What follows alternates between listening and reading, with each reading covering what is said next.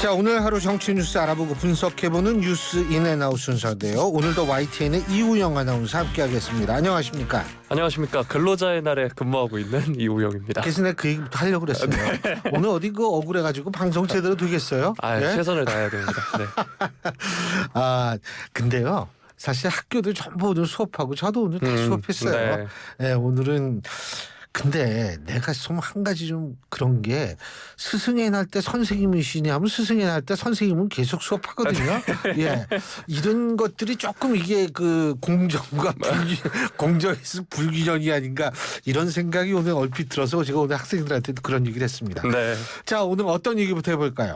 네, 오늘 돈봉투 녹음 관련 소식 계속해서 전해드리도록 하겠습니다. 이정근 씨의 알선수재 사건 1심 변호를 맡은 정철승 법무법인 대표 변호사가 법무법인 더펌 대표 변호사가요. 그봐 오늘 네. 이렇게 억울하니까 막 발음도 꼬이고 그러잖아요. 네, 시작부터 죄송합니다.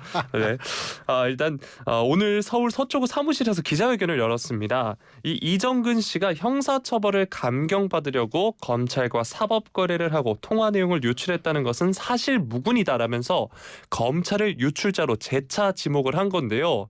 구체적으로는 검찰은 지난해 8월 이 씨의 휴대전화를 압수해서 3만 건에 달하는 녹음 파일을 입수한 것으로 알려졌는데 한 통화가 3분이라고 하면 9만 분, 날짜로는 62일이라는 방대한 분량으로 수십 명이 달라붙어도 파악에 몇 주가 걸릴 것이다 이렇게 얘기를 했는데 검찰이 3만 건을 다 분류를 해놓고 수사에 착수했다는 말을 듣자마자 방송하는 게 이 JTBC가 방송하는 게 불가능하다 이 점을 지적을 한 겁니다. 그러니까 녹음과 관련된 내용만 뽑아서 JTBC에 줬다는 추정이 합리적이다 이렇게 얘기를 한 건데요. 그러면서 이것이 바로 검찰에 의한 피의 사실 공표다. 자칫 야당 탄압으로 비칠 수 있는 수사의 피의 사실을 공공연하게 공표하기 어려우니까 우회적인 방법을 쓴 것으로 의심된다 이렇게 말을 한 겁니다. 자, 한편 금품 살포의 최종 수혜자로 지목된 송영길 전 대표가 내일 검찰에 자진 출두할 예정이라고 하는데요. 지난달 29일 송 전 대표 자택과 후원 조직을 대상으로 검찰이 압수수색을 진행을 했습니다. 이런 검찰 수사가 강도를 더하자 송 전 대표는 직접 검찰에 출석해 의혹을 해소하겠다는 의지를 보이고 있는 건데요.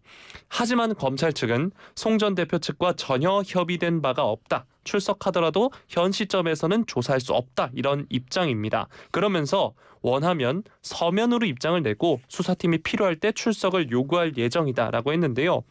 오늘 서울중앙지검 반부패 수사 2부가 송 전 대표의 경선 캠프 지역본부장, 상황실장 등의 주거지 서너 곳에 검사와 수사관을 보내서 당시 캠프에서 생성한 자료 등을 확보하고 있다고 합니다. 이른바 이정근 녹취록에서 비롯된 경선 캠프 관계자들의 돈봉투 살포 의혹과 별도로 송 전 대표의 개인적인 자금 조달 가능성과 관련한 수사에도 속도를 붙이는 모양새인데요. 예. 검찰이 지난 토요일에 송 전 대표 자택 또 평화와 먹고 사는 문제 연구소 사무실을 압수수색을 했고 오늘은 경선 캠프 지역 본부장을 비롯한 캠프 관계자 대상 추가 압수수색을 이어갔습니다.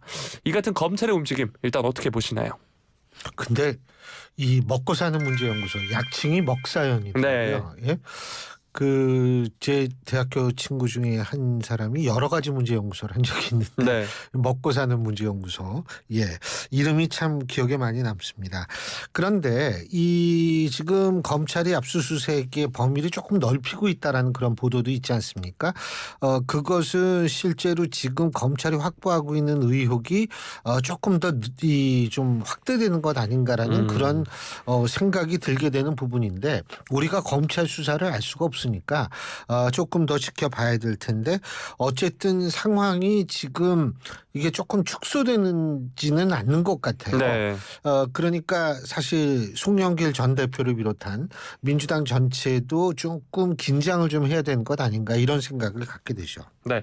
한편 송영길 전 대표의 자진 출두 움직임 이에 대해서 이제 어떻게 보시나요? 그게 이제 사실 그래요. 저는 송 전 대표가 자진 출두를 하겠다. 그리고 이제 그에 앞서서 뭐 앞선지 뒤에서든지 그 기자간담회를 네. 한다라는 거 아니에요? 저는 송 전 대표가 기자간담회를 하고 자신의 입장을 밝히는 것은 필요하다고 봅니다.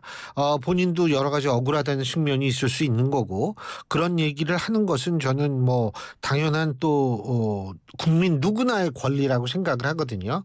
그런데 국민 누구나의 권리라는 차원에서 놓고 봤을 때 검찰이 오라고 그러지 않았는데 본인이 자진 출두를 하겠다라는 것은 그럼 보편적인 국민적인 어떤 그 권리에 있어서의 평등성에 입각해서 보면 조금 좀 이해가 안 가는 측면이 있죠. 다시 말해서 모든 국민이 예를 들면 자기가 뭐 예를 들면 고소를 당했다. 나 고소 당했다. 그럼 내가 지금 나갈게. 이런 식으로 해가지고 검찰이 또 그걸 받아주지도 않고 검찰도 전부 수사에 있어서의 계획과 일정이라는 게 있는데 이 소위 말해서 고소를 당하거나 이런 쪽에 있는 사람들의 의사에 따라서 움직일 수는 없는 거거든요. 네. 그래서 좀 그 부분은 법 앞에서 모든 사람이 평등하다라는 그런 차원에서는 조금 자제를 했어야 되는 건 아닌가 이런 생각이 들죠. 네, 알겠습니다. 자, 다음으로 이제 국민의힘 이야기 한번 다뤄보도록 하겠습니다. 국민의힘 중앙당 윤리위원회가 오늘 첫 회의를 열었습니다. 이딴 설화로 논란을 빚은 김재원, 태영호 최고위원에 대한 징계 절차를 개시했다고 하는데요. 먼저 김재원 최고위원의 경우에는 5.18 정신헌법 수록 반대, 전광훈 목사 우파 천하 통일, 제주 4.3은 격이 낮은 기념일 이런 발언들이 논란이 되면서 당원 200여 명이 징계 요구서를 제출했습니다.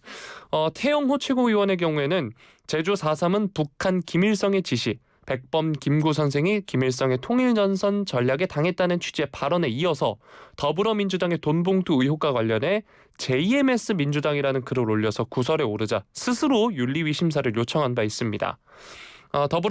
이제 국민의힘의 황정근 위원장은 징계 사유는 징계 신고서와 윤리위 직권으로 사실관계를 조사한 것을 종합했다라고 했는데요.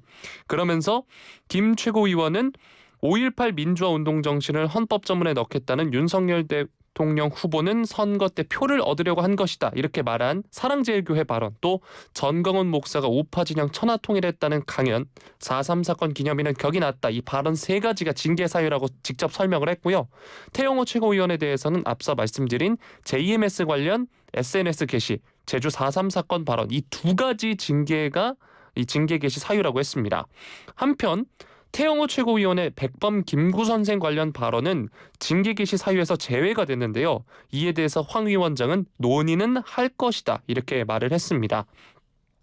이 윤리위 회의가 2차 회의가 다음 주 8일 오후 4시에 열린다고 하는데요. 오는 18일에 이제 5.18 광주 민주화운동 기념식에 지도부와 소속 의원들이 참석하는 만큼 그 전까지 징계가 내려질지 주목이 되고 있습니다. 또 오늘 이제 한 달 동안 공개 활동을 중단하고 자숙의 시간을 가졌던 김 최고위원이 오늘 최고위원 회의에 복귀해서 당원과 지지자, 지도부에 사과를 했고요. 태영호 최고위원의 경우에는 이 윤리위 심사에 대한 입장을 기자들이 물으니까 윤리위는 당 지도부와 별도로 존재하는 독립적 기구라서 윤리위 활동 상황에 대해 언급하는 것은 대단히 부적절하다 말을 아꼈습니다.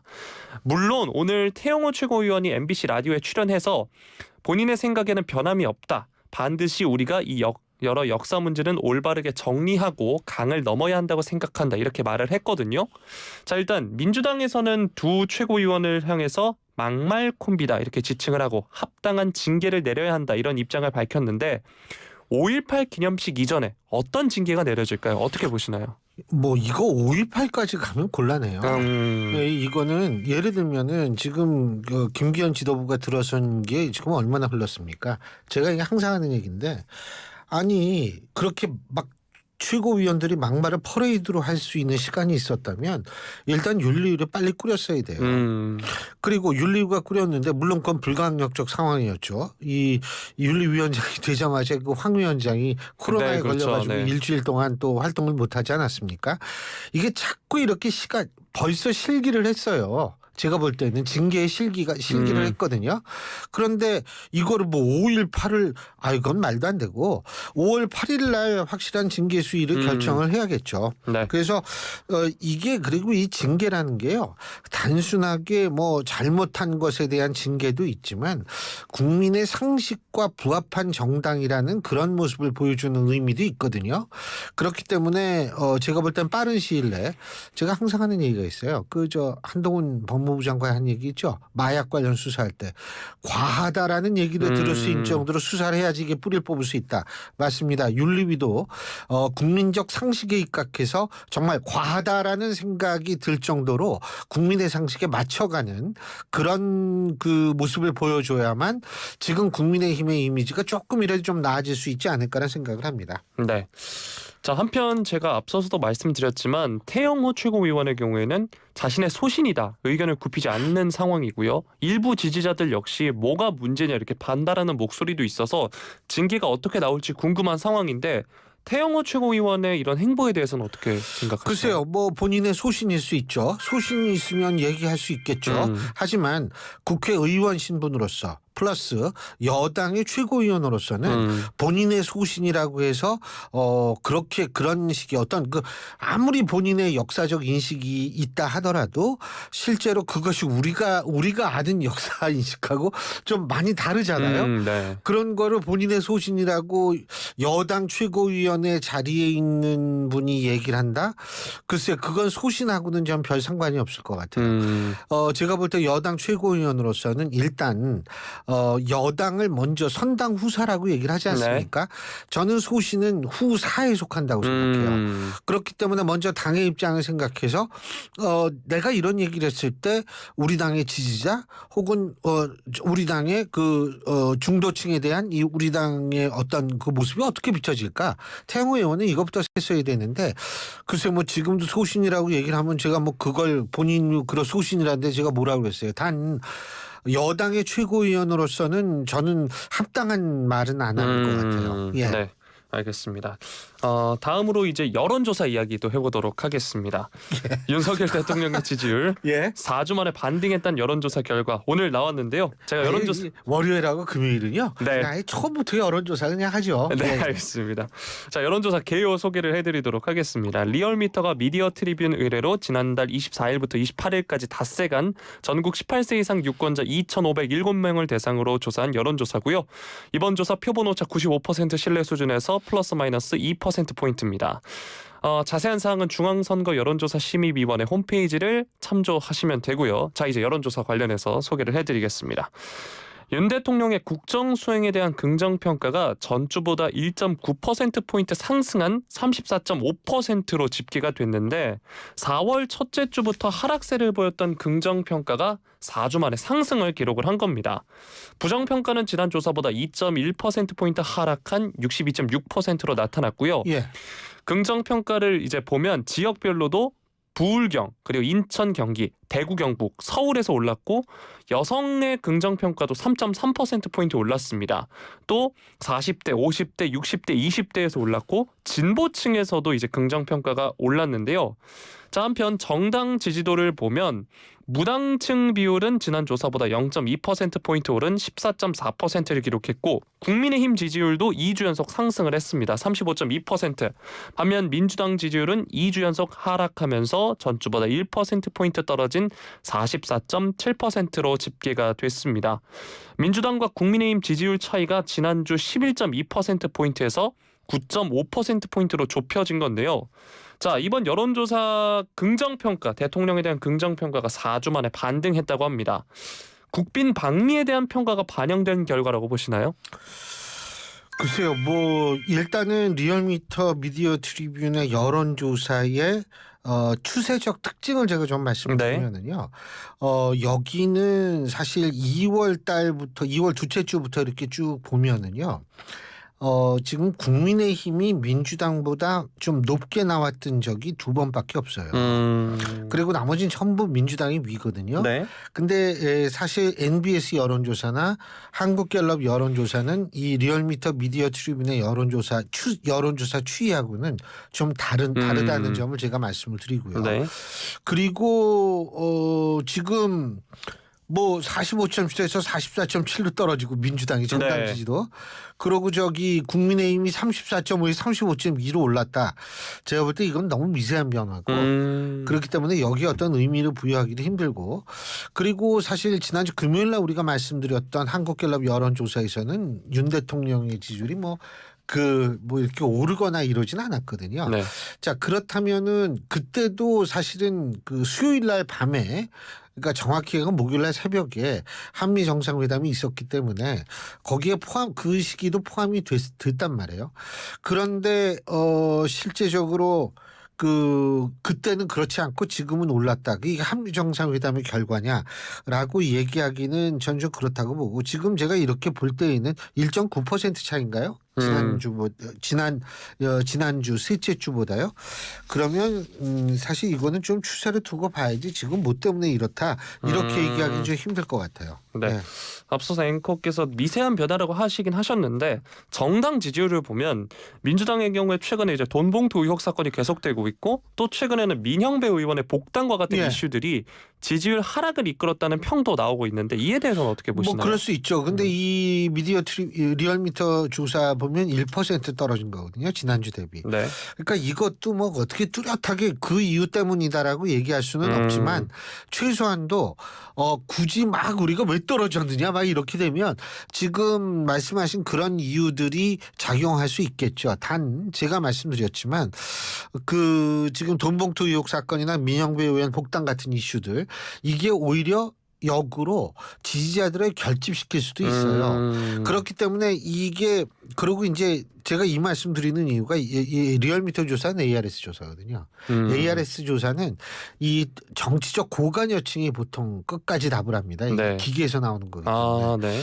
그렇기 때문에 여기에서 무당층도 그래서 적게 나오는데 그 정치적 고관여층들이 이런 문제 때문에 그러니까 무당층이 여기서는 굉장히 적어요. 보통 이 조사에서는 한 12% 정도밖에 안 나올 거예요. 맞습니다.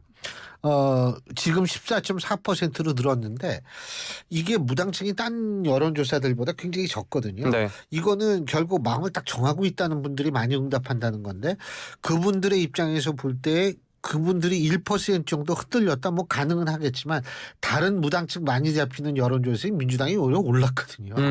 그렇기 때문에 이게 꼭 돈봉투 의혹 사건 민영배 의원의 복당 뭐 이런 것 때문에 하락이 된다 이런 건 좀 아닌 것 같아요. 네, 알겠습니다. 다음 소식으로 넘어가기 전에 조금 전에 앵커께서 언급해 주셨던 한국갤럽 여론조사 정말 고맙습니다.